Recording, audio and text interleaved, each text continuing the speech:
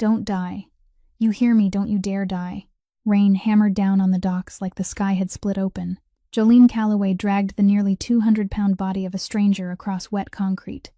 Both hands locked onto the collar of his vest, pulling him toward her truck parked almost 100 meters away. Her shoulders screamed. Her boots kept slipping in the puddles. Every step she pulled, her whole body shook from the effort.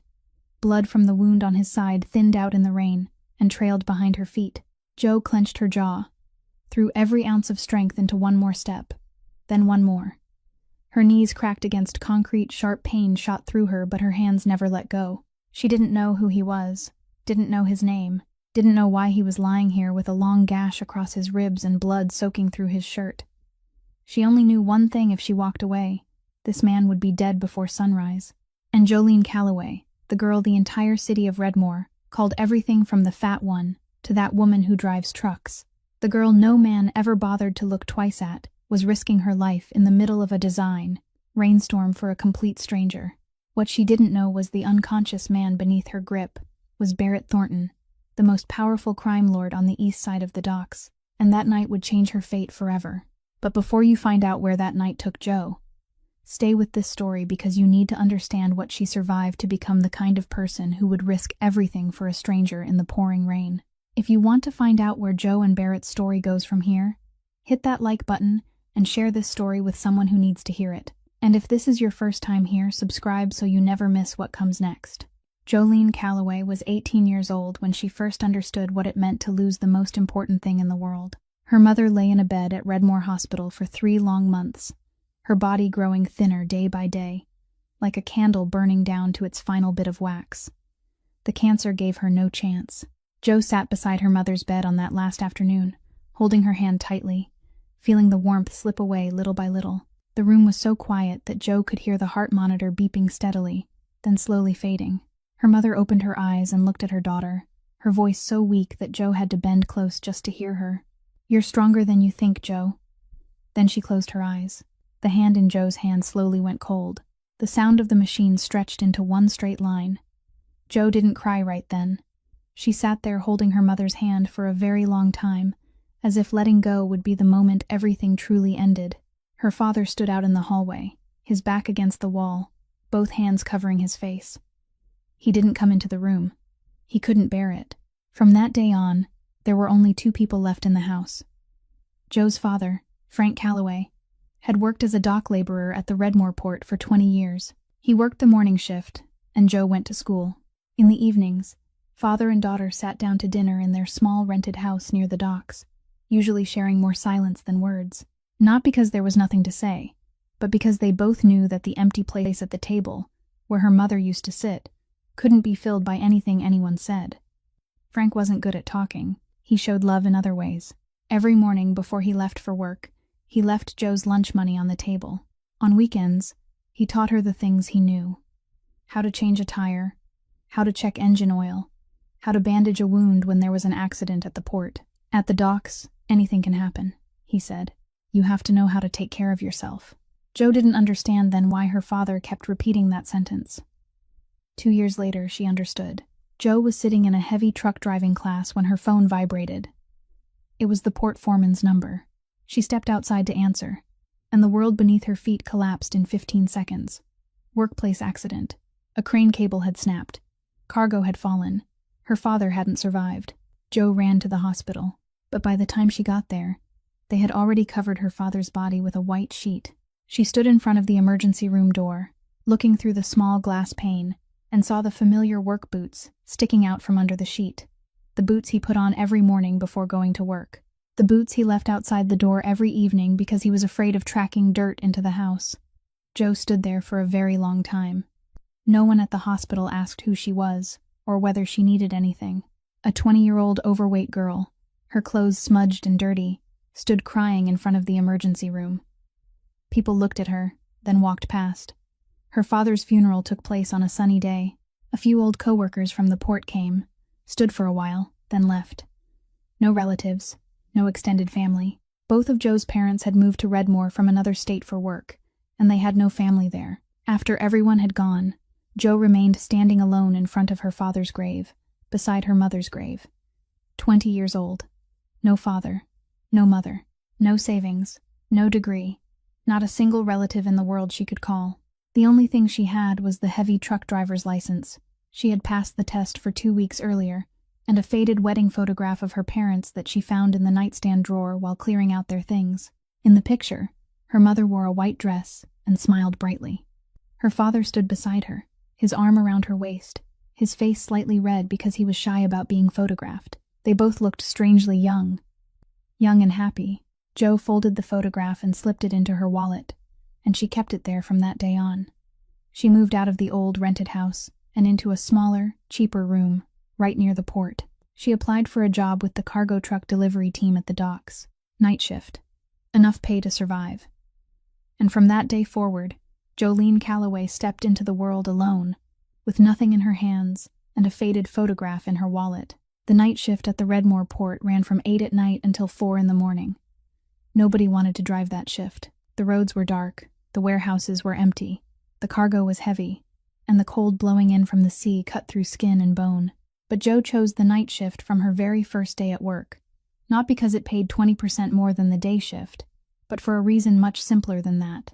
At night, no one looked at her. At night, she didn't have to see people's eyes sweep her from head to toe and then turn away. She didn't have to hear the quiet laughter behind her back. She didn't have to pretend she hadn't heard anything. Jo was the only female driver on the port's truck team.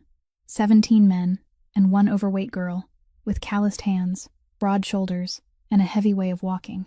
On the first day she drove the 18-wheel truck out of the lot. Several drivers stood smoking outside the gate, watching her go, and one of them said loudly enough for her to hear, "Whether that truck is hauling cargo or hauling her, it's carrying the same weight." The whole group burst out laughing. Jo didn't turn back. She drove straight ahead, her teeth bit hard into her lip. Her eyes stayed fixed on the road, and her hands gripped the steering wheel so tightly that her knuckles turned white. In the neighborhood near the port where Jo rented her room, the women weren't any kinder. They whispered every time they saw Jo coming home from work at 4 in the morning, her clothes smeared with oil, her face exhausted. What kind of girl hangs around outside in the middle of the night? No wonder no one wants to marry her. Jo heard every word clearly. She still walked straight ahead, without turning around, without answering. She had been used to that for a long time. 7 years alone had taught her that silence was easier than explaining, and that explanations didn't matter when no one wanted to listen. But silence didn't mean it didn't hurt. There were nights when Jo drove past the dark alley near the docks, and saw drunken men blocking the way, harassing a woman walking alone. Jo stopped the truck, climbed down, and used her large body to push them away. The woman got free, but instead of thanking her, she looked Jo up and down and muttered, "No wonder no one wants her. What kind of woman looks like a man?" Then she walked away. Jo stayed there in the alley, alone, in the dark. It was always like that. She gave, and no one received it. She helped people, and they treated her as if she were invisible. Life went on that way, driving, delivering cargo, going back to her rented room, sleeping, then driving again. Every day was the same as the day before, until one night, around 2 o'clock in the morning, Jo parked her truck in the freight yard near the east side of the port to wait for the next run. She climbed down to get some air and wake herself up, and then she saw a dog curled beside a large trash bin, a Neapolitan Mastiff, so thin that its ribs showed clearly beneath the loose, wrinkled skin hanging from its body. A sagging muzzle, sorrowful eyes, dirty gray fur. It looked at Jo with the eyes of a creature that had grown used to being chased away from one place to another. When the truck drivers at the port saw it, they threw bottles to scare it off. Warehouse owners drove it away with sticks. No one wanted it nearby. Jo looked at the dog. The dog looked at Jo. She went back up into the cab, took her half-eaten meal box, set it on the ground a few steps away from the dog, then backed away. The dog didn't move. Jo didn't force it. She got into the truck and drove off. The next night, she parked in the exact same spot. The dog was waiting in the same place. Yesterday's meal box had been licked clean. Jo put down another one, this time one step closer. On the third night, it came a little nearer. On the fourth night, it sat beside the wheel. A week later, when Jo opened the cab door, the dog jumped onto the passenger seat as if that place had belonged to it from the beginning. Jo didn't give it a name. She only called it you, because she was used to living without needing to call anyone by name, and because no one ever called her name in a gentle voice either. But from that night on, Joe no longer drove alone. The Mastiff sat in the passenger seat, its sagging muzzle resting on the dashboard, its sorrowful eyes watching the road ahead. Joe drove through the night across the empty roads around the port, and once in a while, she talked. Not to anyone, really, just to the dog. She talked about that day, about the cargo she had just delivered, about all the small, scattered things she couldn't say to any human being in the world. And every night, before the shift ended, Joe said the same sentence. You know, you and I are the same. Everybody gets scared when they look at our faces, but whoever bothers to ask what's going on inside? The dog didn't answer. It only rested its muzzle on her thigh and closed its eyes. And for Joe, that was enough. Wesley Greer was an accountant at a small transportation company near the port. Every morning, he stopped by the coffee shop at the head of the street to buy an Americano before going to work, right around 4:15, exactly when Joe finished her night shift and parked her truck in the lot behind the shop. Wesley didn't notice Joe the first time, but he noticed her the third time, because every morning, that girl climbed down from the cab utterly exhausted, dark circles under her eyes, her clothes stained with engine oil. But the first thing she did wasn't buy a drink for herself. It was open the passenger door, pour water from an old bottle into a metal bowl, and let the wrinkled-faced dog drink first. After the dog finished drinking, she stroked its head, and only then did she go buy coffee for herself. Wesley saw that happen every morning, without fail, not a single time out of place. He began to grow curious about the girl who drove a truck twice her size, and loved an ugly dog more tenderly than she cared for herself. One morning, Wesley stood waiting by the shop door until Joe came in, then started a conversation. "Excuse me, do you drive at the port?" Joe looked at him the way she looked at everyone, cautious, stepping back half a step. "What do you need?" "Nothing. I just wanted to ask." Joe didn't answer. She took her coffee and walked straight back to her truck. Wesley didn't give up. He came back the next morning and asked something else. Then the morning after that, Joe didn't chase him away, but she didn't open herself up either. She was used to kindness always having a purpose, and she didn't want to know what his purpose was. But Wesley kept coming back, asking for nothing, not looking at her with pity or curiosity. He only asked ordinary questions. How many runs she had driven today, what the dog's name was, whether she was tired. Little by little, Joe began to answer. Little by little, she stopped stepping back half a step when she saw him. Little by little, the two of them sat outside the coffee shop and talked for 15 minutes every morning before Wesley went to work and Joe went home to sleep. One day, Wesley said something that made Joe go rigid. "You're stronger than every man I know, but you smile like you're afraid someone might see it." Joe didn't answer. But from that day on, she began to smile more when she was with him. They loved each other in the quietest way possible. No one knew. Wesley didn't tell his coworkers. Joe had no one to tell. They met every morning at the coffee shop, and sometimes Wesley came to Joe's rented room in the afternoon. The two of them sat together eating takeout, talking about small, ordinary things. For the first time in 7 lonely years, Joe felt that someone truly wanted to stay beside her. But 6 months later, Wesley told his family he wanted to marry Joe, and everything fell apart. Wesley's mother, a middle-class woman living in Redmore's clean suburban neighborhood, nearly choked when she heard Joe's name. She had never met Joe, but she didn't need to. Wesley told her what Joe did for a living, where she lived, what she looked like, and that was enough for her to say one single sentence. "You want to marry that fat truck-driving girl from the port? You want this whole family to be too ashamed to hold our heads up, Wesley?" Wesley fell silent. He didn't argue with his mother. He came back and told his friends, hoping someone would support him. No one supported him. His best friend laughed right in his face. "You're marrying her so she can carry things around the house more easily?" Wesley began to retreat. Not in one obvious step, but slowly, in the kind of retreat that takes the person being left behind a long time to recognize. Messages that used to come every day became every other day, then every 2 days. Plans were made, then canceled at the last minute. The reason was always reasonable. Busy, tired, something going on with his family. Joe knew. She didn't say it, but she knew. She had been familiar with the feeling of people leaving long before they actually walked out the door. One morning, Joe sat waiting for Wesley at their usual coffee shop. 4:15, 4:30, 4:45, 5 o'clock. He didn't come.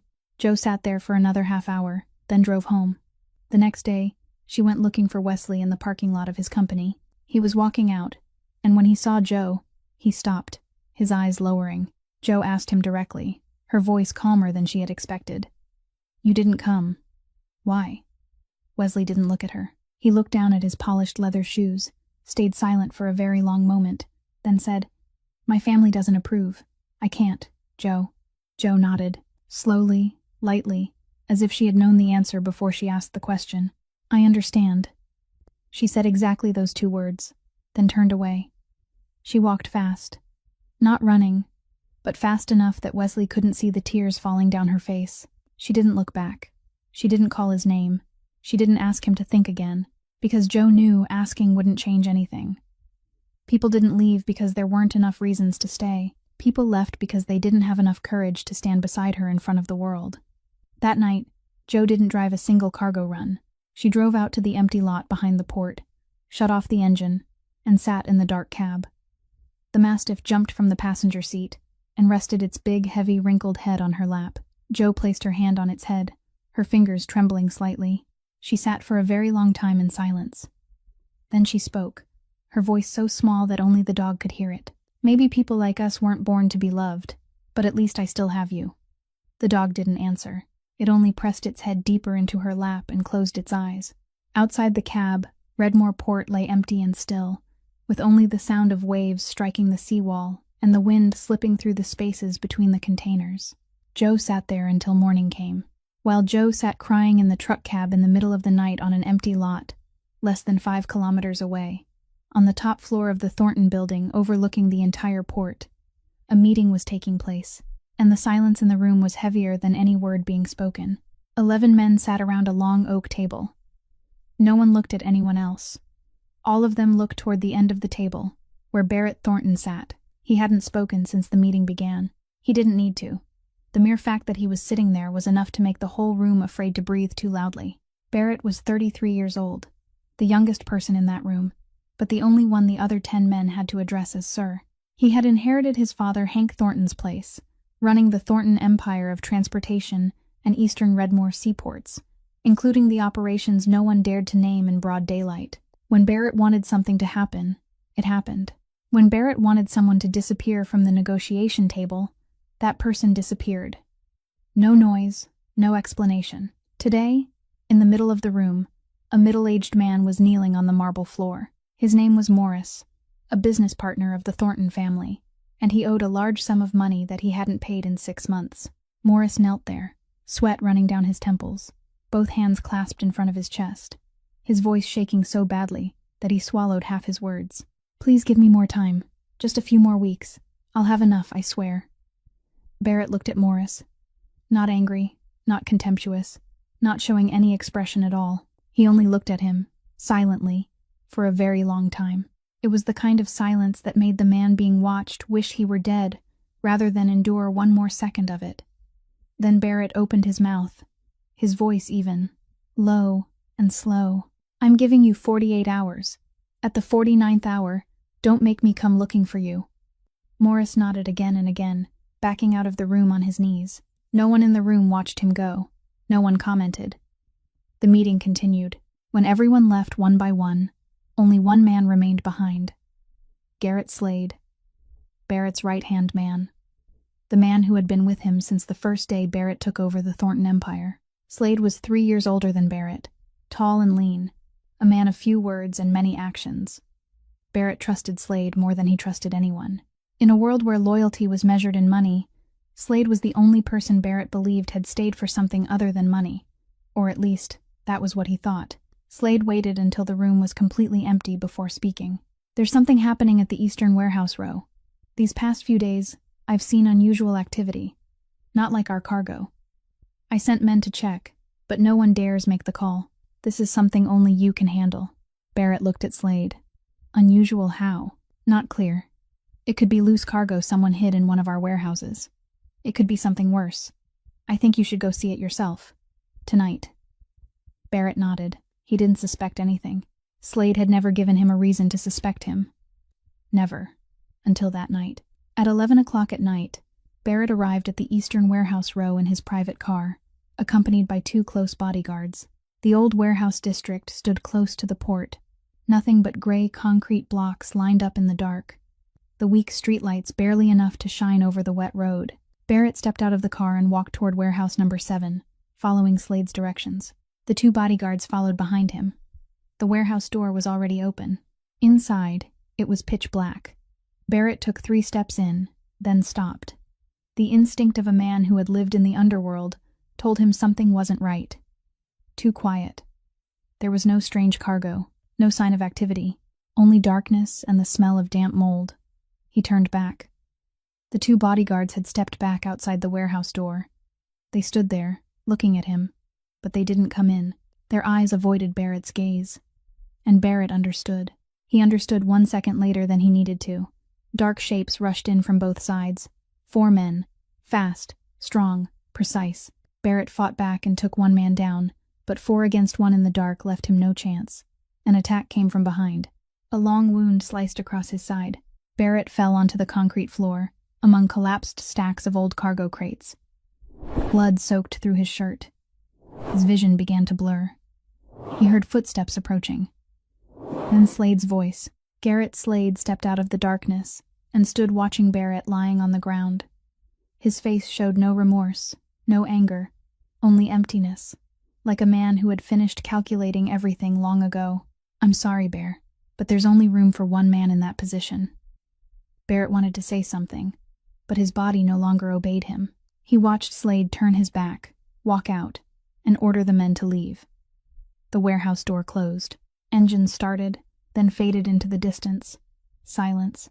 Only Barrett remained, lying alone on the cold concrete floor in the night, in a warehouse district where no one set foot at this hour, no one except the night shift delivery trucks. And that night, 1 truck was driving toward this place. Around 2 o'clock in the morning, Jo drove her truck past the eastern warehouse row, the way she did every night. She had taken this route hundreds of times, knew every pothole, every turn, every warehouse door that was usually closed and every one that was usually open. Tonight, something was different. The headlights swept across warehouse number 7, and Jo saw the iron door had been forced open, twisted, hanging crooked on its hinges. She hadn't even had time to think when the mastiff in the passenger seat suddenly sprang to its feet, the fur along its neck standing up, a low growl scraping in its throat. 7 years of night driving had taught Jo one thing. When the dog reacted, something was wrong. She stopped the truck, turned off the headlights, and sat still for a few seconds, listening. There was no sound except the sea wind and the light patter of rain. She pulled the flashlight from the cab compartment, opened the door, and climbed down. The dog jumped after her, staying close to her legs. Jo stepped into warehouse number 7. The flashlight swept through the darkness.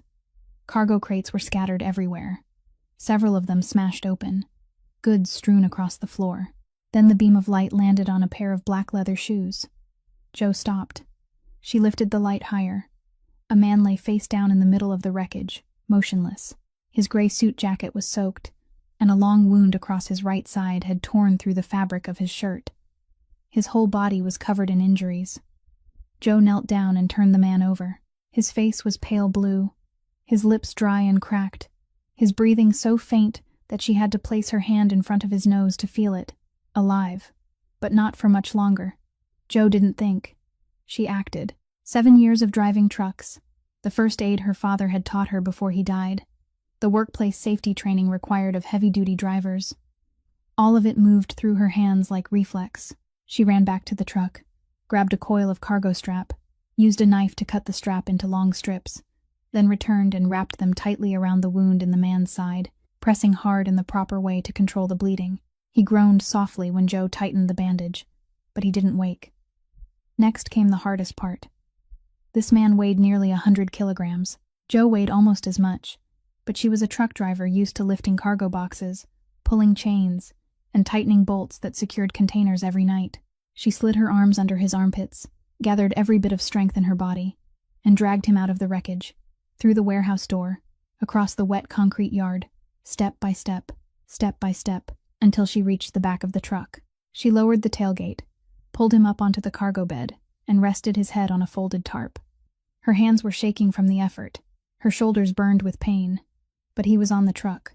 Joe climbed into the cab, started the engine, turned the truck around, and headed toward Redmore Hospital. She drove as fast as she could on the wet road, her eyes fixed on the rearview mirror to check on the man behind her.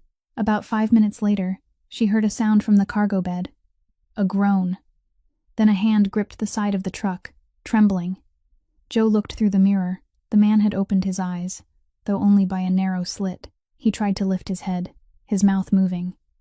Joe rolled down the cab window, turned back, and shouted, "I'm taking you to the hospital. Stay still." His voice was so weak the wind almost carried it away, but Joe heard every word clearly. "No.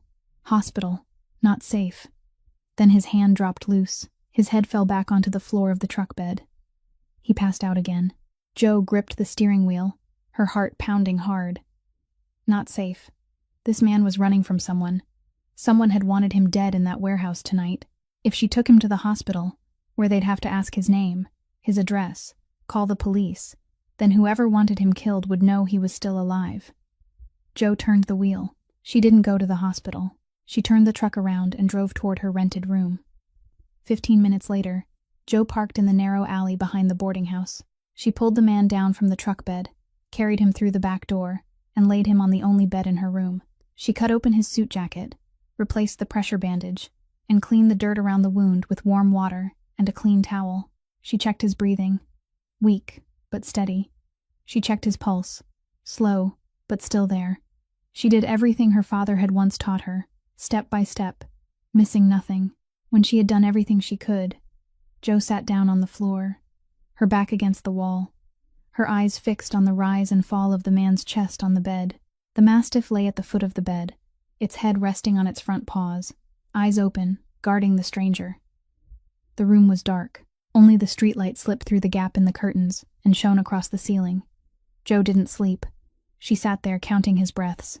1, 2, 3, 4. If his breathing stopped, she would call emergency services no matter what. But his breathing didn't stop. It was weak, it was slow, but it didn't stop. Joe sat there all night. No food, no water, no closing her eyes. A girl the whole city called useless was using everything she had to keep alive, a man whose name she didn't even know. Outside, the rain slowly began to ease. Morning was almost coming, and Joe didn't know that within a few hours, the most dangerous people in Redmore would come looking for her door. Dawn had just broken. Joe was kneeling beside the bed, changing the bandage on the strange man, when she heard vehicles stopping outside the door. Not one vehicle. Several. The heavy rumble of engines, the repeated slam of car doors, the sound of quick, decisive footsteps on the road. The mastiff, which had been lying at the foot of the bed, suddenly sprang up, ears raised, muzzle pointed toward the door, a low growl scraping in its throat. Joe hadn't even managed to stand before the boarding house door was kicked open. 3 men rushed in, large, cold-faced, their hands tucked inside their jackets. Behind them, 4 more men blocked every exit to the back alley. Joe shot to her feet and backed against the wall, instinctively shielding the bed where the man was lying. One of the men looked at the bed, saw Barrett, and his face changed instantly. He turned and spoke quickly into the radio clipped to his lapel. "Found him. He's alive. There's a woman here." Everything after that happened very fast. They carried Barrett out on a makeshift stretcher. A black SUV was parked close to the door, its windows dark-tinted, its license plate clean. Joe was trapped between 2 men, one on each side, and pushed out of the room. She tried to struggle. "I'm the one who saved him. I found him at the warehouse. Let me explain." No one listened. They shoved her into another vehicle and locked the door. The mastiff lunged after her, barking viciously, baring its teeth, trying to jump onto the vehicle. One man kicked it away. It rolled across the road, then scrambled back to its feet and kept chasing the cars until the convoy turned onto the main road, and it couldn't keep up anymore. 20 minutes later, the convoy stopped in front of the gates of a large mansion on a high hill overlooking the port, the Thornton Mansion. Joe was led through the iron gate, across the wide courtyard, and inside. She had never set foot in a place like this, but she had no time to look at anything, because in front of her, in the middle of the vast living room, an old man was waiting. Hank Thornton, 62 years old, silver-haired, his back slightly bent, but his eyes still sharp as knives. He watched his son being carried on a stretcher straight upstairs. Barrett's body was covered in bandages, his face pale blue, unconscious. Then Hank turned to look at Joe. He looked at her for a very long time. An overweight girl, her clothes smeared with engine oil and grime, her hands still stained with half-used bandage gauze, her hair tangled, her face drained from staying awake all night. She didn't look like a savior. She looked more like a suspect. Hank spoke, his voice deep and slow, each word like a nail being driven in. "Who sent you?" Joe shook her head. "No one sent me. I was driving past the warehouse area, found him badly wounded, brought him back to my place, and bandaged him." Hank raised his hand. Joe stopped in the middle of the sentence. "My son was attacked, and you, a stranger, happened to be there, happened to bring him back to your room, happened to know how to dress a wound." He repeated the word "happened" 3 times, each one heavier than the last. "I don't believe in coincidence. I'm a night shift truck driver at the port," Joe said, trying to keep her voice steady even though her whole body was trembling. "I drive that route every night. I know first aid because my job requires it. I only wanted to save him." Hank didn't answer. He looked at Joe for a few more seconds, as if weighing whether she was worth trusting or worth killing, then turned to the subordinate beside him. "Lock her up. When my son wakes, I'll know the truth." Joe struggled as 2 men grabbed both her arms and dragged her away. "I didn't do anything wrong. I saved him." No one turned back. No one looked at her. She was dragged down a long hallway, down the stairs, through a heavy iron door, then shoved into a basement room. The door closed, the lock turned, then silence. Outside the mansion, the Mastiff had followed Joe's scent all the way from the boarding house to this place. It stood in front of the iron gate, panting hard, staring inside. The guards chased it away. It backed up a few steps, then came back. They chased it away again. It came back again. In the end, the guards ignored it, and the dog lay down right in front of the gate, its muzzle resting on its front paws, its eyes fixed on the long courtyard leading to the mansion door. It didn't go. It didn't leave. In the basement, Joe sat on the cold concrete floor, dark, silent, no windows, no light, only a narrow crack beneath the iron door spilling in a little dull, cloudy glow. No one brought food down. No one brought water. On the first day, Joe knocked on the door. She knocked until her hands burned raw. No one answered. She cried out, "I didn't do anything wrong. Let me see someone. Let me explain." Silence swallowed every sound. On the second day, Joe stopped knocking. She curled up in the corner, hugging her knees, her eyes closed. Hunger began clawing inside her stomach.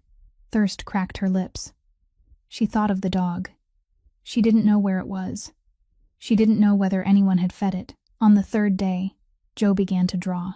She used her finger to move across the dust-covered concrete floor, each line slow and careful. The first thing she drew was the dog, its sagging muzzle, its sorrowful eyes, its drooping ears. The second was the truck, the square cab, the round wheels, the small rearview mirror she looked into every night.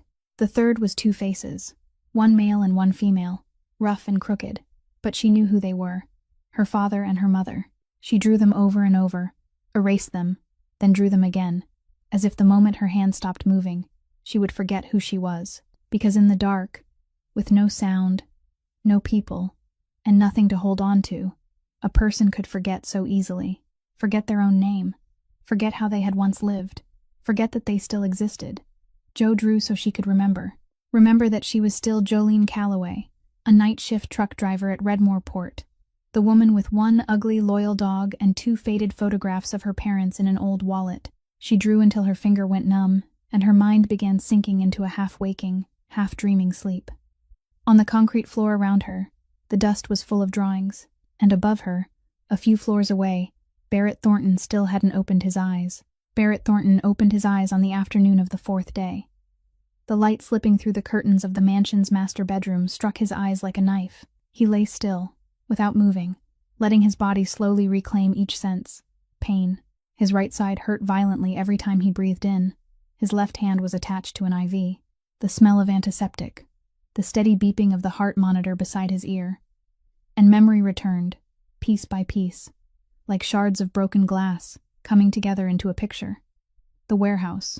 The darkness. The 2 bodyguards stepping back toward the door. 4 dark shapes rushing in. The attack from behind. The cold concrete floor beneath his face. Slade's voice, even and empty, There's only room for one man in that position. Then silence. Then death, slowly crawling toward him through the dark. Then something else. Fainter, but real. The smell of engine oil. Someone dragging him. Pain, but he was being pulled, being moved. A woman's voice, hoarse but clear. "Don't die. Do you hear me?" Then a small room, a narrow bed. Someone sitting on the floor, her back against the wall, eyes open, watching over him all night. He remembered forcing his eyes open once in the middle of the night and seeing a large figure sitting motionless in the dark, and a dog lying at the foot of the bed. Then the darkness swallowed him again. Barrett lay still, absorbing each piece of memory. He didn't call anyone. He didn't press the bell. He needed to understand where he stood on the board before letting anyone know he was awake. 10 minutes later, the bedroom door opened.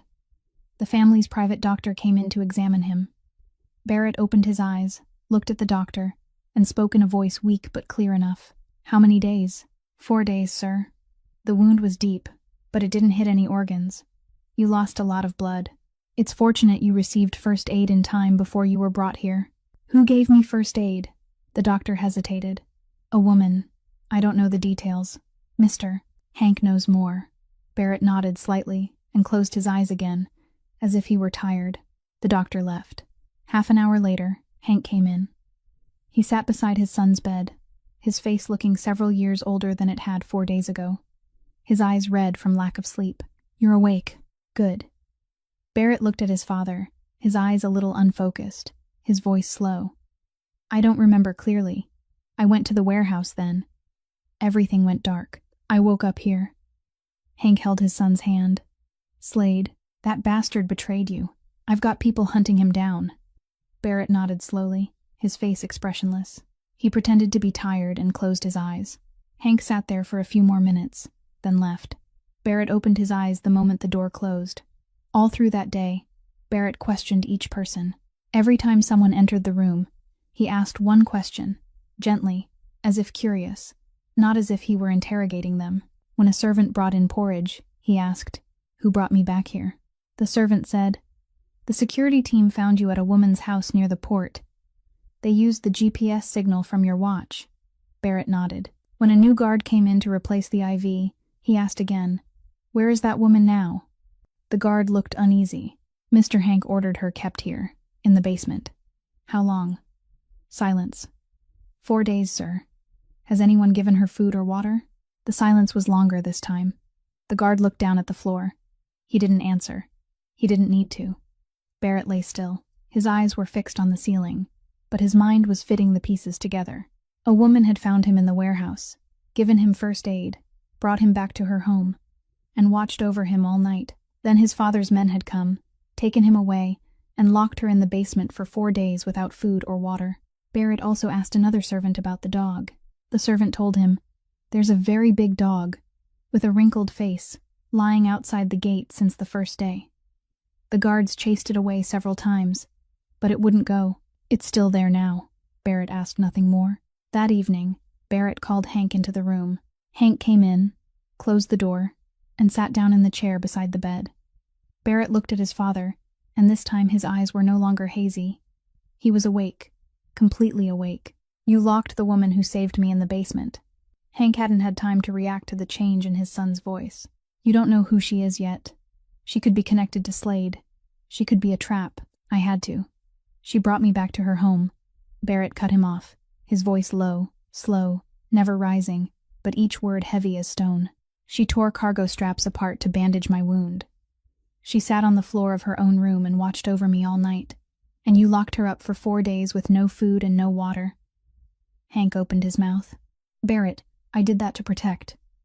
Open the basement now. You need to calm down. I'll have someone verify. Open the basement now, or I'll open it myself." Barrett didn't speak the last sentence even 1 decibel louder than the one before it, but Hank understood. He knew that voice. It was the voice Barrett had used with Morris when the man knelt on the floor begging for more time to pay his debt. It was the voice Barrett used when he had made his decision, and nothing in the world could change it. Hank stood, called a guard, and ordered the basement opened. Barrett got out of bed. the wound in his side flaring so sharply that he had to grip the bed frame for several seconds. But he didn't stop. He followed the guard down the stairs, through the hallway, to the iron door. The key turned, the door opened. The smell of dampness rushed out. The darkness inside was thick and heavy. Barrett stepped in. His eyes took a few seconds to adjust to the dark, and then he saw her. Jo was curled in the farthest corner of the room, her knees pressed tight against her chest, her arms hanging at her sides. She was visibly thinner than she had been 4 days ago, her eyes sunken deep, her lips dry and cracked, her clothes still the same filthy set from that night, and on the floor around her, concrete dust had been drawn into dozens of pictures. Barrett looked down. A dog with a sagging muzzle. A truck. 2 faces, 1 male and 1 female, rough and crooked, but drawn over and over again, each time a little clearer, as if the person drawing them was afraid of forgetting their faces. Barrett knelt beside Jo. The wound in his side tore with pain when his knee hit the floor, but he didn't care. Jo opened her eyes. Slowly, heavily, as if it took all the strength she had left just to lift her eyelids. She looked at him, not afraid, not angry, not blaming him. She looked at him for a few seconds, then spoke, her voice dry and rough from 4 days without water. "You're alive? That's good." Barrett went rigid. She was close to death. 4 days in the dark, hungry, thirsty, alone in the basement, because she had saved him. And the first thing she said when she saw him wasn't, "Why did you lock me up?" Wasn't, "Let me out," but relief that he was still alive.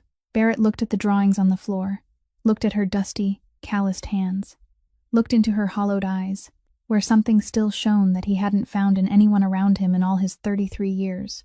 He spoke, his voice soft, softer than any words he had ever spoken to anyone. "You'll never be treated like this again."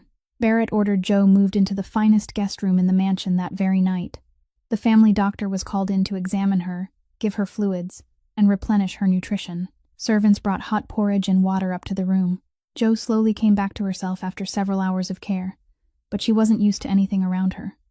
When a servant invited her to sit in the leather chair by the window, Jo shook her head and stepped back. "I'm really dirty.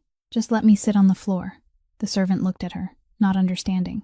Barrett stood outside the bedroom door, heard those words, and said nothing. He only stood still for a very long time, then walked away.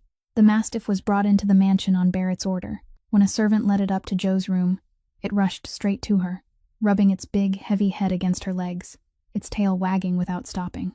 Jo sat down on the floor and wrapped her arms around it, and that was the first time she had smiled since being locked in the basement. In the days that followed, Jo slowly recovered. She could eat, drink, and walk again, but she still kept her distance from everything in the mansion as if she were a boarder who had wandered into the wrong room. Barrett began stopping by Jo's room every evening. At first, he only asked whether she needed anything. Then, little by little, the two of them talked longer. Jo told him about driving trucks, about the night roads, about the dog she had found near the port's trash yard, about her father, the man who had taught her first aid and how to change a tire before he passed away. Barrett listened and said little, but his eyes never left her. Then one evening, Barrett said something he had never said to anyone. "I have hundreds of people around me every day, but I don't remember the last time I had a real conversation with anyone." Jo looked at him and tilted her head. "At least a stray dog is real. It comes because it wants to, not because it's afraid." Barrett didn't answer, but the corner of his mouth moved, so slightly it was almost invisible. It was the first time in a very long while that anyone had seen Barrett Thornton almost smile. About a week after the night Barrett saved Jo from the basement, she wandered through the mansion late at night because she couldn't sleep. The habit of working night shifts was carved deep into her body. After 11 o'clock, her eyes would be wide open. She passed Barrett's study and saw the door slightly ajar, warm yellow lamplight spilling into the hallway. She was about to walk past when she saw Barrett sitting alone inside the room. In front of him was a small photograph on the desk. He wasn't doing anything. He was only sitting there, looking at the photograph. Jo was about to turn away when Barrett said, without turning around, "Come in." Jo stepped inside and sat down in the chair across from him. She didn't ask. She only sat there and waited. Barrett was silent for a very long time. Then he said, "My mother. She died when I was 19. He touched the edge of the photograph with one finger. "They said it was an accident, but I didn't believe it. I never believed it. His voice was even, not trembling. But Joe heard something heavier than tears hidden behind every word, Barrett told her. Not at length, not dramatically. His mother had died in an event the family called an unfortunate incident. Barrett had always believed that one of his father's allies had a hand in it, but Hank never investigated. The alliance mattered more. The truth mattered more. My father chose to keep power instead of seeking justice for my mother, Barrett said, his eyes still fixed on the photograph. From that day on, I didn't trust anyone. No one stays beside me for me. It's always for money, for fear, or because they need something from me. Joe sat listening, without interrupting, without saying, I understand, without saying, I'm sorry, or any of the comfort people usually offered when they didn't know what else to say. She sat quietly for a long time. Then she spoke, her voice gentle. I lost my mother too, but at least I know no one deliberately stole her from me. You've endured more than I have. Barrett looked up. For 14 years, whenever he mentioned his mother, people either avoided it or said empty things like, she's in a better place now, or quickly changed the subject. No one had ever admitted that his pain was heavy. No one had ever placed his pain before their own. Joe had just done that. She, a woman who had lost both her father and her mother, who had lived alone for 7 years, who had been laughed at by the whole world, had just said that he had endured more than she had. Barrett didn't answer. He only looked at Joe, and in the pale yellow light of the desk lamp, for the first time, something in his eyes softened. 2 weeks later, Joe had fully recovered. One morning, she found Barrett in the downstairs living room and spoke directly. I want to go home. I'm grateful that you took care of me. But I don't belong here. I'm a truck driver. I live in a rented room near the port. Your world isn't my place. Barrett looked at her. Why do you think that? Joe lowered her face, her voice smaller. All my life, people have told me I'm not worthy. I'm fat, I'm rough, I have nothing. Maybe they're right. I don't fit in a place like this. Barrett was silent for a moment. Then he spoke. Not in the voice of a crime boss. Not in the voice of a man giving orders. But in the voice of a man telling the truth from the deepest place he had. You're the only person here I trust. I pay my men, so they stay for money. Allies stay for benefit. You saved me when you didn't know who I was, didn't know what I had. You sat on the floor of your own room and watched over me all night because you wanted to, not because I was Barrett Thornton. He paused, looking straight into her eyes. They were wrong. Every single one of them was wrong about you. Joe didn't answer. She stood there, eyes red, lips pressed tight together, trying not to cry. She was used to people telling her she wasn't good enough. She wasn't used to someone telling her she was good enough, and truly believing it. She didn't say she would stay, but she didn't walk away either. And Barrett understood that this was her answer. Tiffany Braddock arrived at the Thornton mansion one afternoon without warning, as if this place had long been her home. She was the only daughter of the Braddock family, the Thornton family's closest ally for the past 15 years. Hank Thornton had chosen Tiffany for Barrett when the two of them were still young, a marriage calculated to bind two empires together, and Tiffany had lived with that thought, as if she were living inside a promise already signed. She walked into the mansion through the front door, her heels clicking against the stone floor, her head held high, her eyes sweeping over everything with the gaze of someone who owned it. Then she saw Joe. Joe was sitting at a small table in the secondary living room, wearing the clean clothes the servants had given her, yet still looking out of place among those expensive walls. The mastiff lay at her feet, its muzzle resting on Joe's knee. Tiffany stopped. She looked Joe up and down, openly, without hiding it, without needing to hide it. Then she turned to the two men standing nearby, and spoke loudly enough for the whole room to hear. So this is what Barrett brought home? I thought he was keeping a stray dog. But it turns out he's keeping a stray woman, too.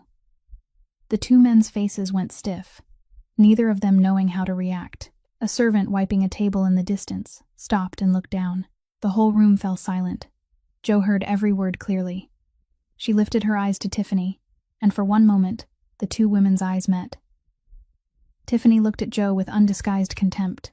Joe looked at Tiffany with the eyes of someone who had heard too many words like that to be surprised anymore. She didn't answer. Not one word. She placed her hand on the dog's head, slowly stood, and walked out of the room. Straight down to the kitchen. The old cook was preparing dinner for the servants. Joe walked in, rolled up her sleeves, and asked, "Do you need help with anything?" The cook looked at her in surprise, then pointed to a basket of unwashed vegetables. Joe began washing vegetables, chopping onions, quietly working beside the people Tiffany had never even bothered to see. News of what had happened in the living room reached Barrett in less than 10 minutes. A guard reported it to him. Barrett listened, his face unchanged, but his eyes darkened by one shade, and those who had followed him for years knew that was a dangerous sign. He didn't go looking for Joe. He didn't ask whether she was all right. He did something else. Barrett ordered the exact 2 men who had stood in the living room when Tiffany said those words to be summoned. The 2 men walked into the small meeting room on the 2nd floor and saw Tiffany already standing there, her face slightly confused because she didn't understand why she had been called there. Barrett stood at the end of the room, his back against the table, his arms folded across his chest. He looked at Tiffany, then at the 2 men, then back at Tiffany. His voice didn't rise, didn't fall, remaining as even as the surface of still water before a storm. "You just insulted my person, in front of my people." Tiffany drew in a breath. "Barrett, I'm not finished." Tiffany closed her mouth. Barrett continued, still in that same even voice. "The Braddock family and the Thornton family have been allies for 15 years. Do you want those 15 years to end in 15 seconds? The blood drained from Tiffany's face. She understood that Barrett wasn't joking. She had known him since childhood, had known him long enough to understand that Barrett Thornton never said anything he wasn't ready to carry out. He was threatening to tear apart an alliance worth millions of dollars, one built over 15 years, all because of one sentence that insulted Joe. Barrett turned to the 2 men, his voice still unchanged. "Jolene Calloway is my person. Does anyone still have a question?" The 2 men stood straight, their eyes fixed on the floor. No one opened their mouth. No one dared look up. Barrett looked at Tiffany one last time, then walked out of the room. He didn't say another word. Tiffany remained standing there, both hands clenched together, her face white as ash. She left the mansion 10 minutes later without saying goodbye to anyone, without looking back. Down in the kitchen, Joe was still washing vegetables. She didn't know what had just happened on the 2nd floor. No one told her. But from that afternoon on, something changed.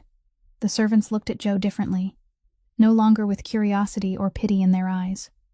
When Joe entered a room, they nodded in greeting. When she helped in the kitchen, the old cook pulled out a chair for her to sit. When she walked in the yard, the guards nodded instead of looking away. Joe didn't understand why. She only knew that for the first time in her life, she was walking through a place where people didn't laugh behind her back. She didn't know that it happened because Barrett Thornton, the most powerful boss of the Eastern Port, had just placed an entire empire behind her with one sentence in a room she had never stepped into. Garrett Slade still hadn't been caught. After the night he ambushed Barrett at the warehouse, he vanished from Redmore as if he had never existed. But he didn't disappear completely. He still had eyes in the city. He was still watching the Thornton mansion from a distance. And he knew one thing that all of Redmore had begun to whisper. Barrett Thornton, the boss who never let anyone close, was keeping a woman inside his mansion. Slade didn't need to know who Joe was. He only needed to know that she mattered to Barrett. And in the underworld, if you wanted to bring down a powerful man, you didn't need to strike the man himself. You only needed to strike the thing he couldn't bear to lose. That night, around 1 o'clock in the morning, Joe couldn't sleep. 7 years of driving the night shift didn't disappear just because she had changed where she slept. Once it passed 11 o'clock, her eyes stayed wide open, her body restless, her arms and legs uneasy. She lay in bed staring at the ceiling for 2 hours until she couldn't stand it anymore. She needed to go outside. She needed to breathe the air of the port, smell the familiar scent of engine oil, hear the waves striking the seawall. She knew the mansion had guards, cameras, and locked gates, but Joe was someone who knew every corner of Redmore Port.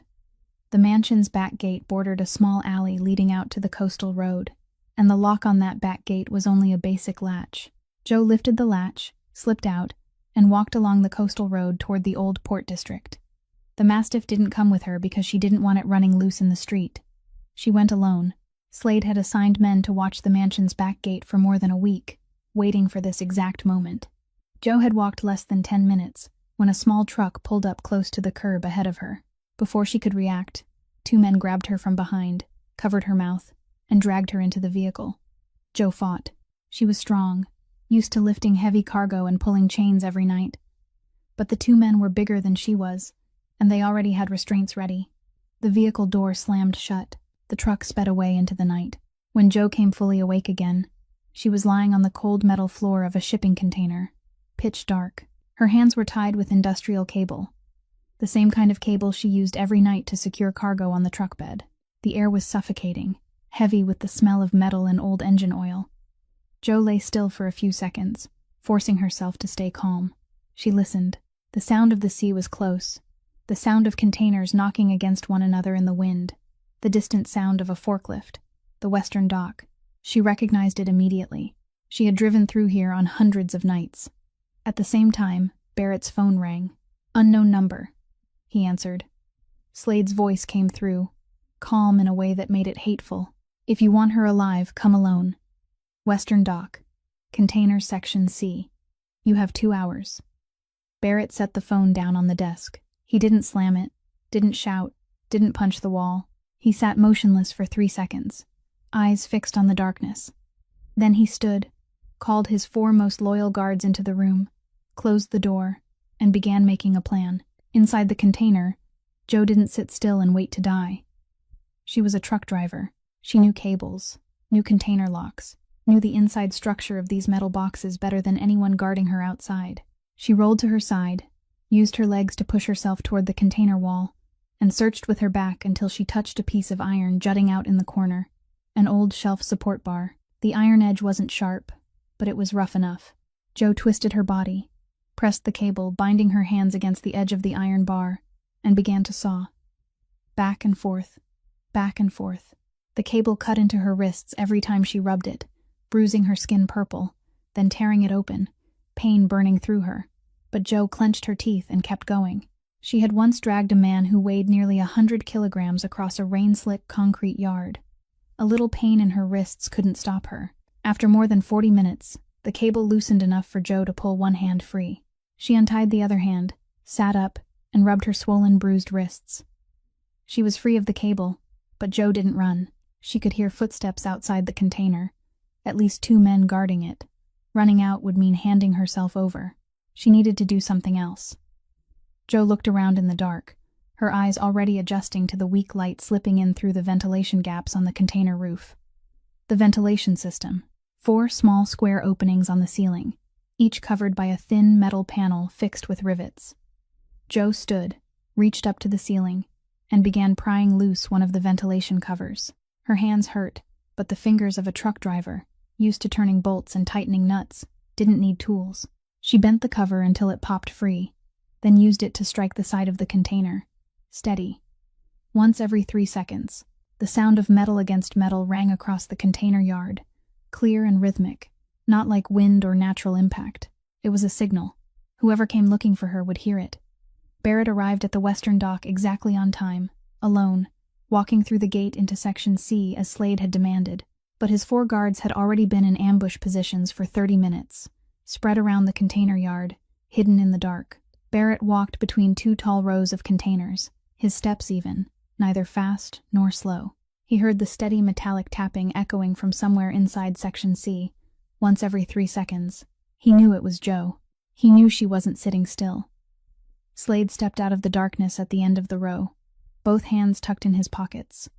3 men standing behind him. He looked at Barrett and smiled. "Right on time. I always liked that about you." Barrett didn't smile. He looked at Slade with the same gaze that had made 11 men lower their heads in the meeting room the week before. "Open the container." "Not yet," Slade said. "You know what I want." "You want to die," Barrett replied, his voice even. "You just don't know it yet." Slade didn't have time to answer. Barrett's 4 guards stepped out from 4 directions at once, weapons aimed directly at Slade's group. Slade's 3 men looked around, realized there was no way out, and lowered their hands. Slade stood in the middle, his face going pale, his smile vanishing. He was restrained in less than 10 seconds, both hands pinned behind his back, forced down onto his knees on the concrete. Barrett didn't look at Slade for another half second. He walked straight to the container that was still giving off that steady metallic signal, pulled the latch, and opened the heavy iron door. The dock lights spilled inside. Jo sat in the corner of the container, her back against the wall, her bruised hands hanging at her sides, the ventilation cover still in her right hand. Her eyes looked straight at the door, alert, without a single tear. Barrett stood at the container entrance, looking at her. The restraints had been removed, coiled on the floor beside the iron bar marked with scraped metal. She had untied herself. She had made her own signal. She hadn't sat there waiting for anyone to save her. The first thing Joe said when she saw Barrett wasn't, "Save me," wasn't, "You came," wasn't anything he had expected. She asked, "Where's the dog? Is it okay?" Barrett froze. He looked at her. This woman who had just been kidnapped, locked inside a metal box, and had worn through her restraints with her bare hands. And the first thing she thought of wasn't herself. He stepped into the container, knelt beside Joe, gently took the metal cover from her hand, looked at her bruised, swollen wrists, and said softly, "It's still at home. It's waiting for you." Joe breathed out.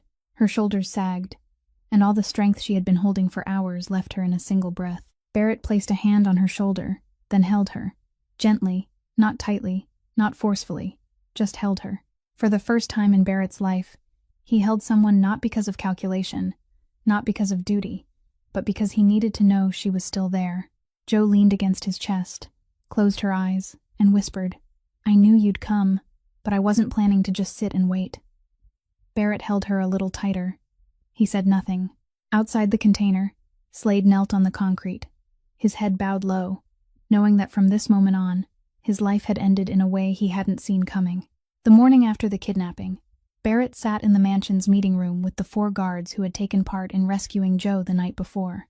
Slade was being held in a separate place, several kilometers away from the mansion, watched by Barrett's own men. The heads inside the Thornton network kept calling, asking how Barrett wanted to handle it, and what they meant was to handle it fast, handle it cleanly, in the way the underworld always dealt with traitors. Barrett didn't choose that way. He sat at the end of the table, looked at each face in the room, and said, "Close every door.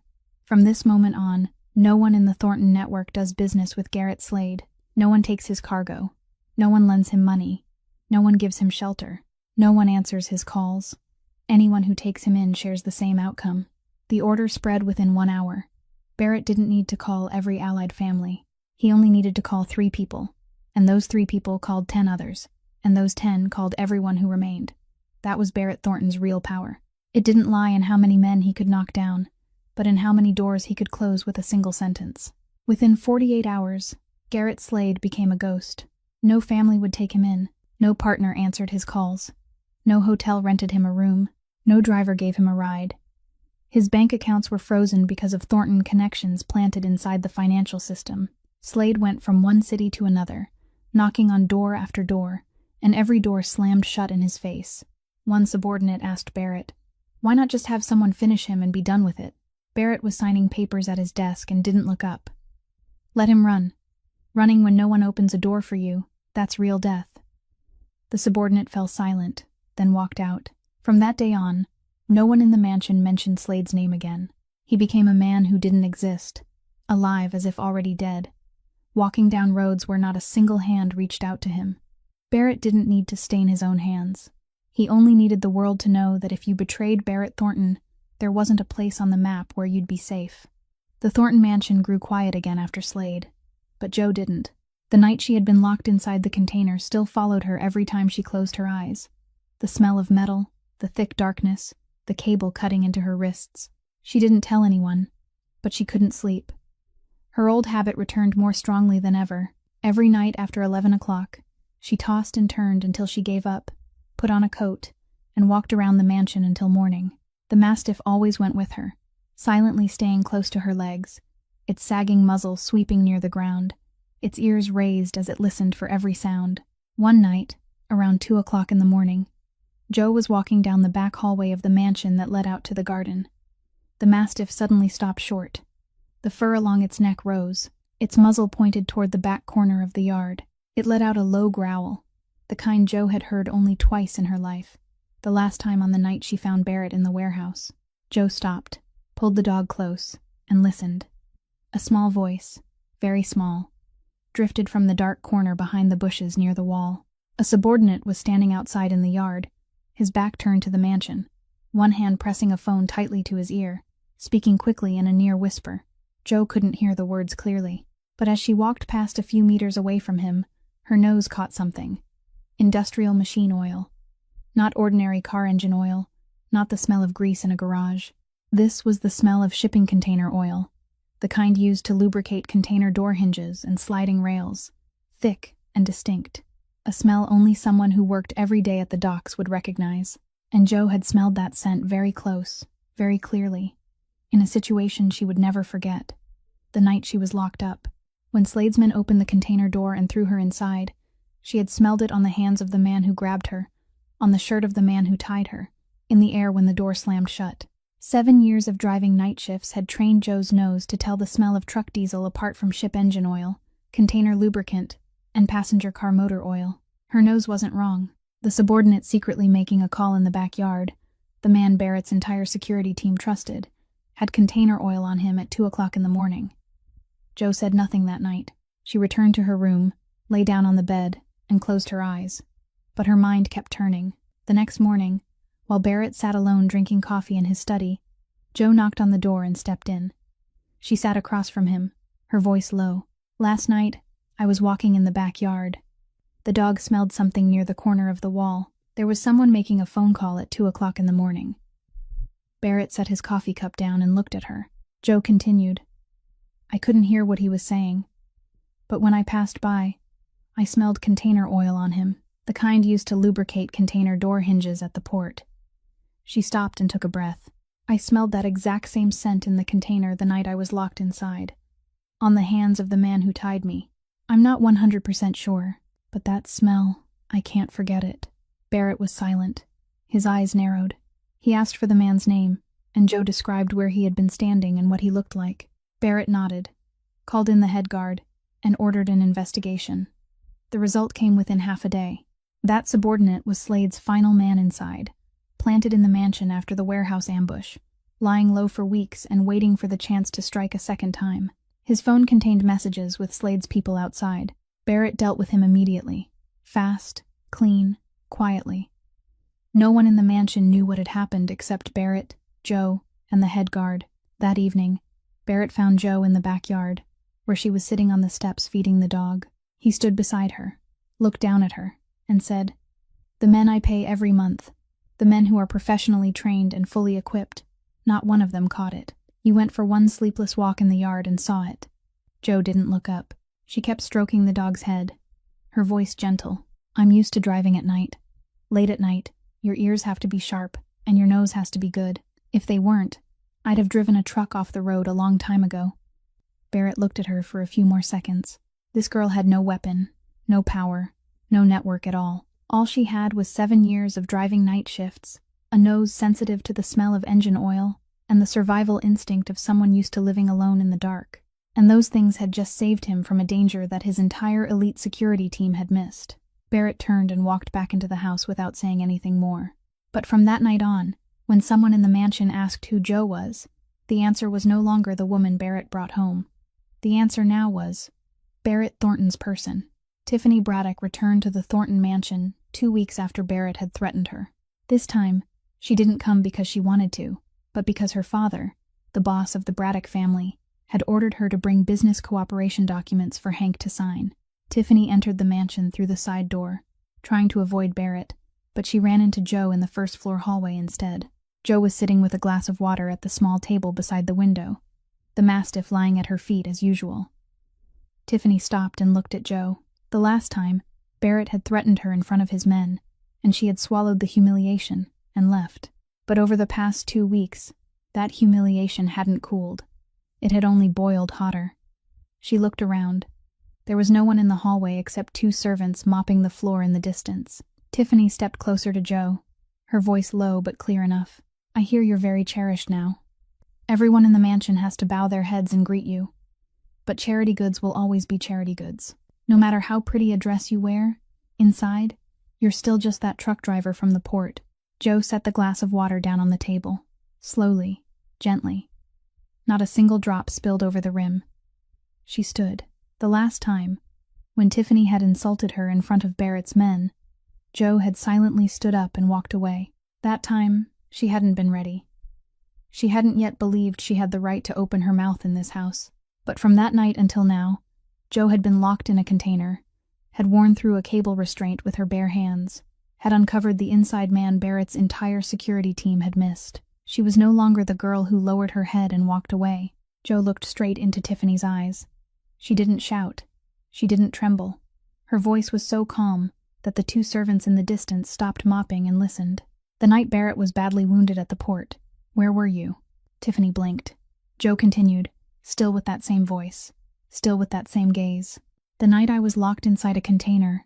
Where were you? You call me charity goods, but I haven't seen you give anything except cruel words." Tiffany stood frozen. Her mouth opened, but no words came past her lips. The two servants in the distance lowered their faces toward the floor, hiding their smiles. Joe looked at Tiffany for one more second, then turned and walked away. Not rushing, not running, her back straight, her steps steady. She had said what needed to be said. This time, she didn't need Barrett to stand up and protect her. She protected herself. That afternoon, Barrett was at the Eastern Port dealing with the aftermath of Slade's betrayal, rearranging personnel and shipping routes. Only Hank, a few servants, and Joe remained at the mansion. Hank sat in his second-floor study, reviewing the documents Tiffany had brought. He was 62 years old, and his health had declined since Barrett was attacked. Night after sleepless night, and the pressure of handling the internal crisis wore his body down day by day. No one knew exactly what time it happened. They only knew that a servant passing by the study heard a heavy thud, opened the door, and saw Hank lying on the floor. His face was turning bluish-purple, one side of his mouth sagging, his right arm hanging limp and motionless, his eyes open but panicked. The servant screamed. 2 more servants ran in. All 3 stood around Hank, trembling, and none of them knew what to do. One called the family doctor, and was told the doctor was on the other side of the city and would need at least 30 minutes. One called emergency services, and the dispatcher told them to wait. The other knelt beside Hank, shook his shoulder, and kept calling his name, doing exactly the wrong thing to do with someone having a stroke. Joe heard the scream from downstairs. She ran up the stairs, rushed into the study, saw Hank on the floor, saw the 3 panicked servants, and assessed the situation in 2 seconds. "Step back." Joe's voice was sharp and firm, not asking permission. The 3 servants stepped back. Joe knelt beside Hank. She gently turned him into a recovery position on his side, his head tilted slightly back to keep the airway open, exactly the position she had learned in the mandatory first aid course for heavy-duty drivers. She loosened his tie, unbuttoned the collar of his shirt, and checked his breathing. He was still breathing, but shallowly and unevenly. His eyes were open, staring up at the ceiling, full of fear. Hank Thornton, the man the entire Redmore underworld called boss, the man who had built an empire from nothing, was lying on the floor of his own home, unable to move half his body, and terrified of dying. His lips moved, trying to say something, but only broken sounds came out. Joe held his hand. Her hand was calloused, large, rough, the hand of a truck driver who had spent 7 years pulling chains and turning bolts. That hand held Hank's hand, firm, warm, and it didn't let go. "Look at me," Joe said, her voice clear and slow, enough for Hank to focus on. "You're not allowed to close your eyes. The doctor's coming. Look at me and breathe with me." Hank looked at her. His eyes, once sharp as knives, were now trembling and wet. He looked at the girl he had once ordered locked in the basement for 4 days without food or water. The girl he had judged as a suspect without needing to hear an explanation. And that girl was kneeling on the floor, holding his hand, keeping him awake, keeping him alive. Until the doctor arrived. Joe held Hank's hand for the entire 30 minutes. She didn't leave, didn't stand up, didn't let go, even though her knees ached from kneeling too long on the hard stone floor. She kept talking to him, her voice steady and slow, telling him nonsense things, just so he would have a human voice to hold on to. When the doctor arrived, Hank was still conscious, still breathing, still looking at Joe. The doctor said that if they had been 10 minutes later, or if no one had kept him in the proper position, everything could have turned out differently. Hank stayed in his private room at the mansion for a week after that. Barrett returned as soon as he heard the news and stayed by his father's side. But Hank didn't call Barrett in for the first conversation. He called Joe. Joe entered the room and stood beside his bed. Hank looked at her, his voice weak from the crisis he had just survived, but every word clear. "I locked you in the basement. 4 days. No food, no water. and yet you still held my hand when I was about to die." Joe looked at him, not angry, not triumphant, not bringing up the past again. She only said gently, "Because I know what it feels like to lie there alone with no one holding your hand." Hank closed his eyes. A tear ran down his temple, then soaked into the pillow. He said nothing more. Joe said nothing more either. She turned and walked out, gently closing the door behind her. 2 weeks after Hank survived the stroke, Barrett called a meeting of every leader in the Thornton network. It wasn't a regular meeting. Barrett called each man by name and required them to be present, with no absences accepted. 13 men sat around the long oak table in the meeting room on the top floor of the Thornton building. The same room where, a few months earlier, Morris had knelt on the floor begging for more time to pay his debt. Hank sat in the chairman's seat at the head of the table, his health still weak, one hand still not moving fully, but he insisted on being there. Barrett stood at the opposite end of the table from his father, both hands resting on the tabletop, looking at each face in the room one by one. Then he spoke, his voice even and clear, with no winding introduction. "I'm going to marry Jolene Calloway."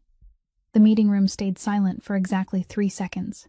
Then it erupted, not with shouting, but with murmurs, chairs scraping, sharp breaths being drawn in, pens being set down hard on the table. An older leader seated near Hank spoke first, trying to keep his voice calm but unable to hide his displeasure. "Barrett, are you serious? Who is she? No family background, no origin worth naming, no beauty, nothing at all. You're the head of the Thornton family. Your marriage has to carry strategic meaning." Another man followed. "The Braddock family has had an arrangement in place for a long time. Tiffany Braddock is the reasonable choice. That marriage keeps the alliance intact, keeps things stable. What does that truck-driving girl bring us?" A third man added, "How do you think the allied families will react when they hear that the head of Thornton is marrying some cargo girl from the docks?" Barrett stood still and let them speak. He let every objection spread across the table like cards turned face up in a gamble. He didn't interrupt, didn't frown, didn't show anything at all. When the last man finished, the room settled, and every eye turned toward Barrett, waiting for him to refute them with reason or persuade them with benefit. Barrett did neither. He took off his suit jacket and laid it over the back of the chair. Then he pulled his shirt free from his waistband, gripped the right side of the fabric, and lifted it.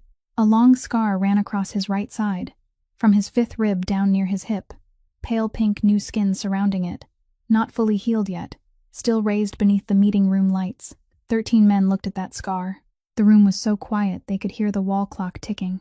Barrett let his shirt fall back down and looked at each face slowly, from left to right, missing no one. Then he said, "This scar, that night, I was attacked in the Eastern Warehouse District. Slade betrayed me. 2 guards turned their backs. I was lying on a warehouse floor, alone, in the middle of the night." He paused. "Not one person in this room came looking for me. Silence. No one moved." Barrett continued, his voice still even, but every word heavier than the one before it. "She did. The night shift truck driver, the woman you call nothing at all. She drove past the warehouse, found me, gave me first aid with cargo straps, dragged me outside in the rain, and took me back to her home. She put me on her own bed, sat on the floor, and watched over me all night, counting each breath I took until morning came." He looked at the older leader who had objected first. "You said she brings nothing. She brought back my life." Then Barrett turned to Hank. His father had sat silent from the beginning of the meeting, his eyes lowered to the table, his weak right hand resting on his thigh. Barrett said, his voice unchanged, though something heavier hid behind it. "You locked her in the basement for 4 days. No food, no water. She nearly died because she saved your son." He paused for one beat. "And yet when you fell ill, when you collapsed on the floor of your study and no one knew what to do, when the servants stood trembling around you, she was the one who ran in. She put you in the right position. She loosened your tie. She held your hand for 30 minutes until the doctor arrived." Barrett looked straight into Hank's eyes. "She held the hand of the man who had locked her away, and she didn't ask a single question about the past." The meeting room went dead still. Not one breath, not one movement.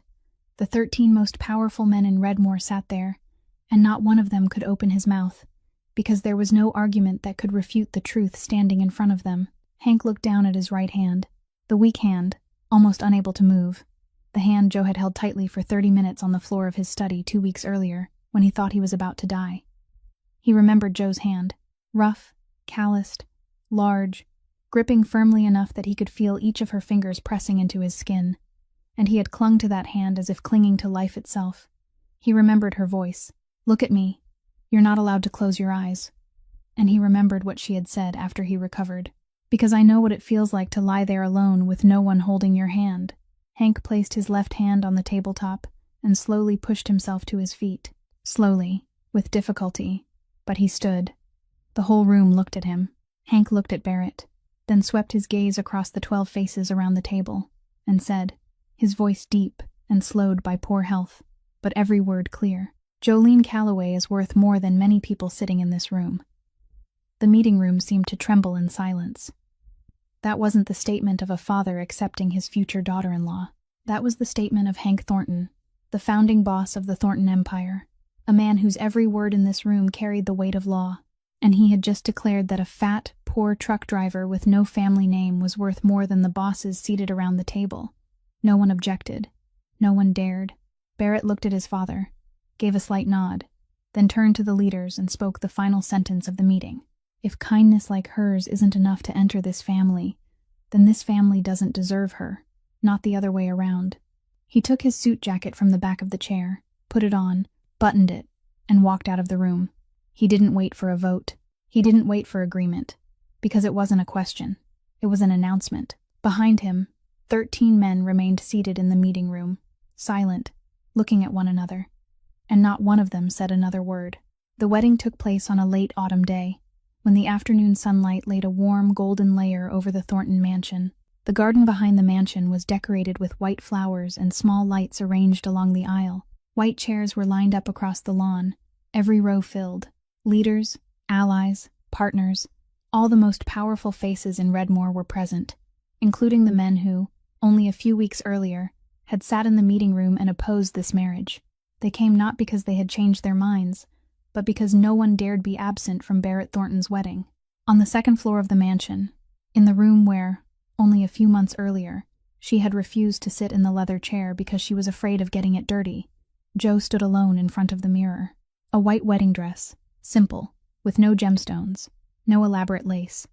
For the first time in the 27 years of her life, Jolene Calloway wore a dress.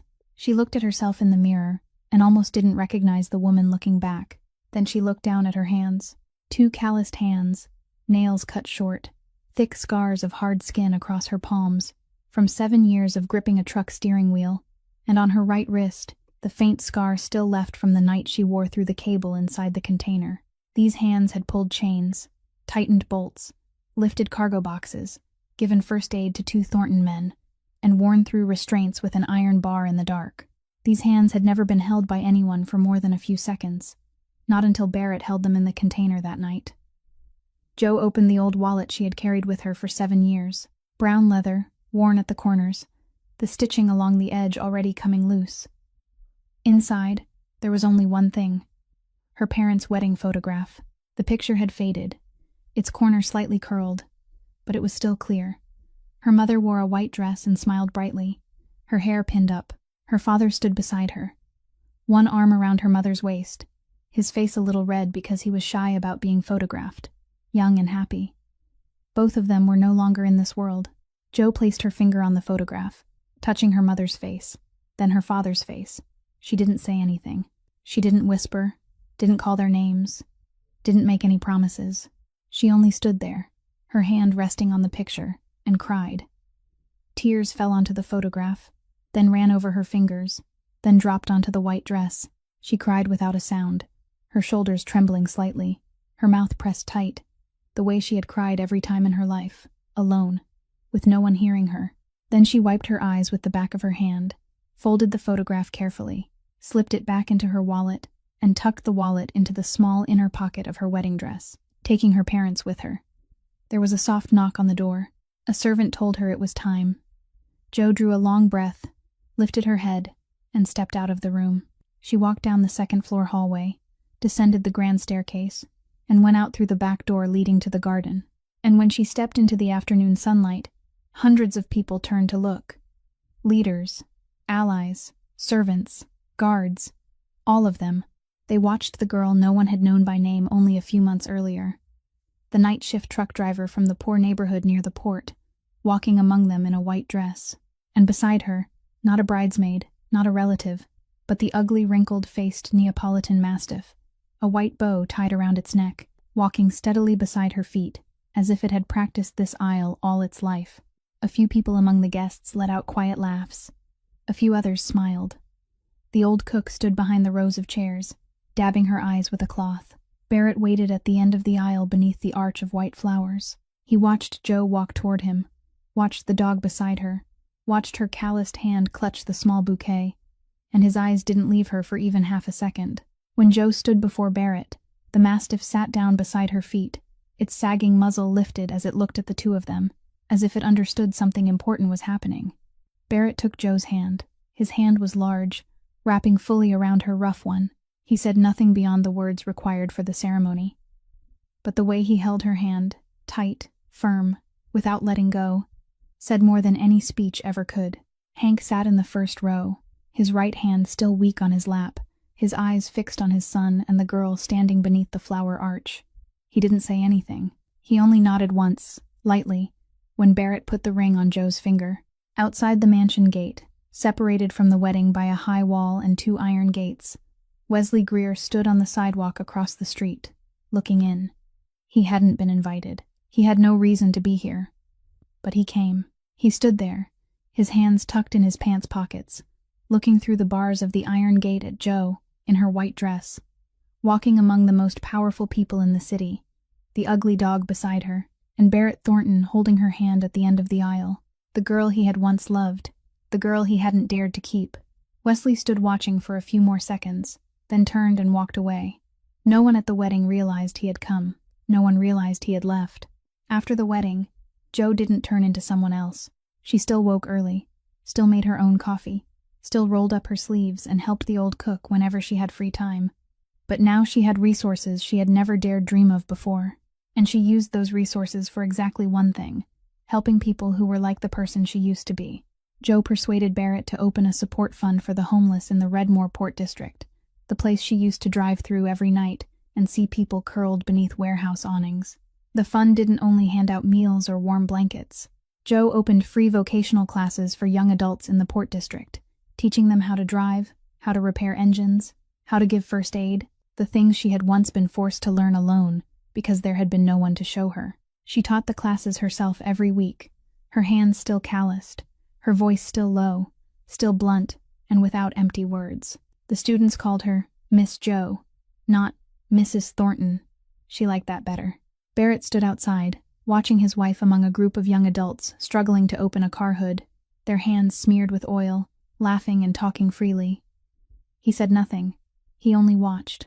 And in the eyes of the most powerful boss of the Eastern Port, there was something softer than anyone had ever seen in him before. One weekend afternoon, after the vocational class ended and all the students had gone home, Joe sat on the mansion porch, looking out toward the port in the distance. The late afternoon sun covered the sea in a layer of orange gold.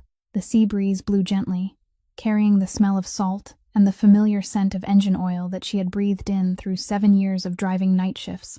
The Neapolitan Mastiff lay stretched out at her feet. It was no longer thin and bony like the day it had curled beside the trash bin at the dock. Its fur was smoother now, its body fuller, its round, well-fed belly touching the porch floor when it lay down, but its face was still the same, still wrinkled, still sagging at the muzzle, still looking at the world with those sorrowful eyes and that quietly affectionate indifference. Ugly, by the way the whole world judged things, but loyal, in a way no one could deny. Joe stroked its big, heavy head, her calloused fingers moving over the folds of wrinkled skin between its ears. The dog closed its eyes, its tail gently thumping against the porch floor. Joe spoke softly, her voice as light as the evening wind. "You see that? We're okay now." Jolene Calloway's story wasn't a fairy tale. No miracle turned her into someone else. She was still herself, her hands still calloused, her wallet still holding the old photograph, and the ugly dog still walking beside her. But maybe that was the most important thing of all. Sometimes, the person the world looks down on is the very person most willing to give. Appearance never tells the whole story of a human life. And real strength doesn't lie in looks or power, but in the ability to walk through pain and still keep kindness intact. If this story touched your heart, please like and share it with the people you think need to hear it. If this is your first time visiting our channel, please subscribe so you don't miss the next stories every day. How did this story make you feel? Please leave a comment below and share what's in the deepest part of your heart. We always read and listen to every line. Wishing everyone watching this video good health, a joyful life, and peace in every day. Goodbye, and see you again in the next video.